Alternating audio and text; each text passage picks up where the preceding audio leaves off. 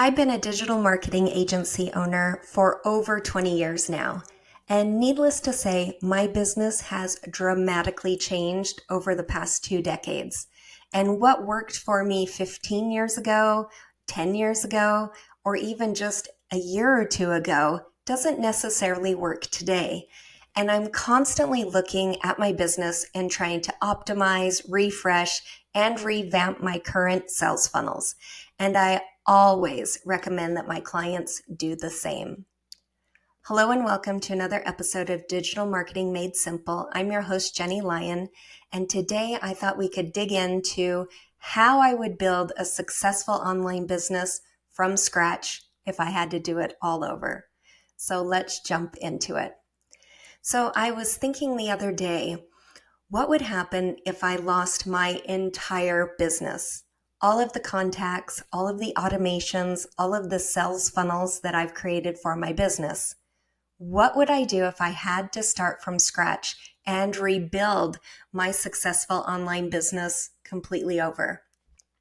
With a marketing agency, I help new or relatively new online businesses do exactly that all of the time.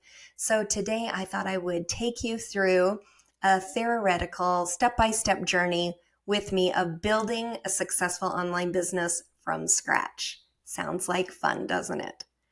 Okay, so the first thing I would do is play detective. So I know we've been talking a lot this month and for several weeks about your ideal client avatar and how it's such a vital piece of information that is really the cornerstone for your business. So if I was going to start from scratch, I would very much create my very first ICA, my ideal client avatar. So if you do want to hear more about that, then hit pause and go back because there's several episodes on building an ICA. The second thing that I would do is I would really start to play detective and really find out what makes my ICA tick. What do they like? What kind of language do they use? What kind of media are they consuming? What social media platforms are they on? But how do you play detective, right? So you start talking to people who fit into your ICA, at least into the main points. And you can usually find them through networking groups, people that you already know, even Facebook groups. And you want to start by asking very simple, direct questions that will really dig into who they are. And you want to keep track of their responses. So maybe you could create a quiz, something like that, a Google form, something that you could really keep up to date with all of their different responses. And the next step is to really dig into their online behaviors. So what questions are they asking, other businesses within your same industry? And what do reviews say that they loved or that they didn't love about those particular businesses? What are they searching for? What are they looking for when they log in, when they jump into the internet? These are questions that, you can really find the answer to for free with some effort. And with paid programs, if you don't want to spend the time searching for that information. But once you have played detective, then it's really time to identify the solution that your ICA has. What is the solution to their pain points? So you have to know and understand your ICA to move beyond this step because it's kind of like a map, a map for a road trip. If you don't know where you're going, you don't know where you're starting, you're going to get lost and you're going to end up somewhere completely different. So I would ask myself these 3 questions, and you might want to grab a pen and paper to jot these ones down. Where are they starting? And why do they not want to be where they're at? Where do they want to be? And how can you help them get there? And what can your business do to help them achieve that ideal situation that they're looking for? Then once I have an idea of how to solve their problems and bring them closer to their desires, then I would really start to formulate offers by reverse engineering what the ultimate solution would be, down to the very, very first steps. So in most sales funnels, there are usually 4 or 5 tiers of offers of varying price. And each of these is really designed to lead your ICA to the next step of the funnel and solves another piece of the puzzle for them. So if I were trying to explain sales funnels step by step, say on this podcast, then it would probably be 2 hours long, right? But here's the simple version. Lead magnet. That's a free, high-value resource. It could be a checklist, a webinar, a workbook, something that's designed to attract and capture potential customers' contact information. Then I would move them into a low-ticket offer. So something that's affordable, entry level, some sort of product or service that provides a quick win for them. It gives them value and builds trust. And these are often priced under $50. Then I would move them into a mid-ticket offer. So this is a more comprehensive solution or a more comprehensive product that offers a greater value or depth. And it's typically priced between $100 and $500. And then I would move them into a high ticket offer. So this is really a premium, in-depth product or service that delivers really substantial transformation or results. And it's usually priced at $1,000 or more. So the price range can really differ from industry to industry, but each of these offers really should be connected and should build on each other. Once I've created those offers, then I would establish how to nurture those leads between each tier of the funnel. This way I'm gently guiding them towards the next offer. And typically this would take place inside a really strategic nurture sequence. And once I have those funnel offers mapped out, I have a plan to nurture those leads through each step of that funnel. Then it's really time to start setting up the logistics to deliver these offers to my customers. So this is really a tech lover's dream and a non-tech lover's nightmare. But I'm a big believer that things can really be simplified where you can make them simplified, right? Where you want them to be simple. And it's really a matter of creating the right automations and putting the right software pieces in place for your business needs. So in short, you're going to need a few things. You're going to need social media accounts. You're going to need some sort of software to deliver the landing pages. You're going to need some sort of software to deliver the email marketing. You're going to need an online payment processor, a customer management software, and you're going to need storage accounts for your deliverables. And, I couldn't possibly give all of the specifics here because the types of offers and the funnel that you're creating really greatly affects the choices that you make when choosing the tech. But for most situations, those 5 software programs are really going to get you from where you need to go, right? It's going to get you a way to deliver the offers to your new customers and really start to build that successful online business.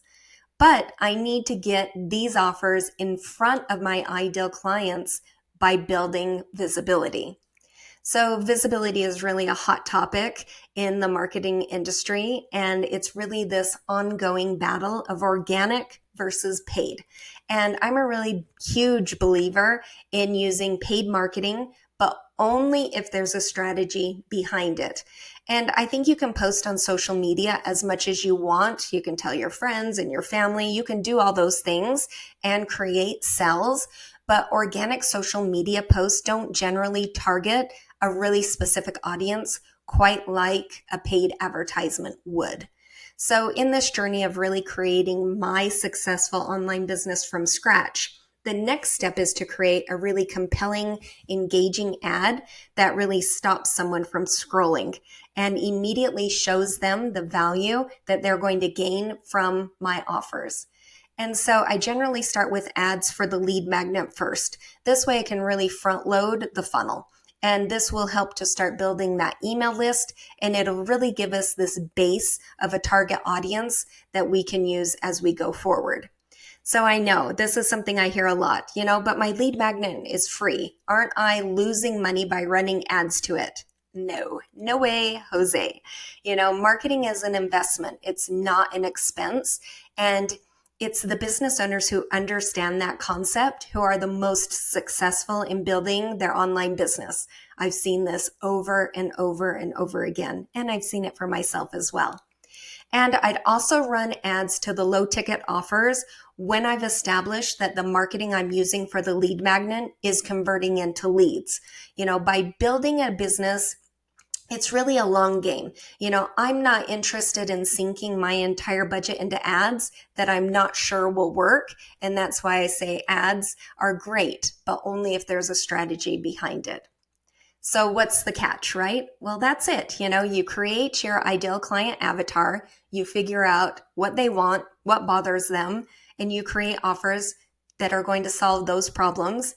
And then you start to build visibility through your organic and your paid traffic.